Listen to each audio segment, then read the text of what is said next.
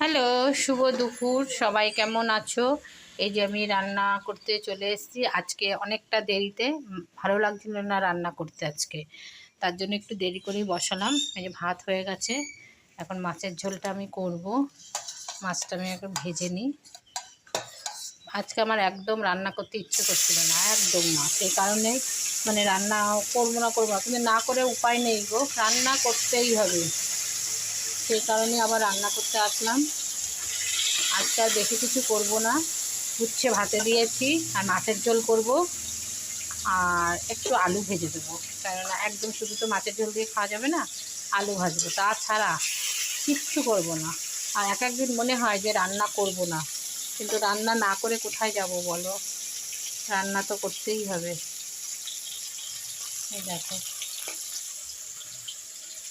রান্না না করে কোথায় যাব? রান্না করতেই হবে, খেতে হবে। আর রোজ রোজ ভালো লাগে না রান্না করতে। তোমরা সবাই ভালো থাকো, সুস্থ থাকো। কোথায় কোথায় বৃষ্টি হচ্ছে একটুখানি কমেন্ট করো। আমাদের এখানে এখন বৃষ্টি নেই, মাঝখানে একটু ঝিরিঝিরি বৃষ্টি পড়ছিল, এখন বৃষ্টি কমে গেছে। যাই তাড়াতাড়ি করে রান্না করে নিই, 1:30টার উপরে হয়ে গেছে, প্রায় 1:45 বাজতে চললো। টাটা।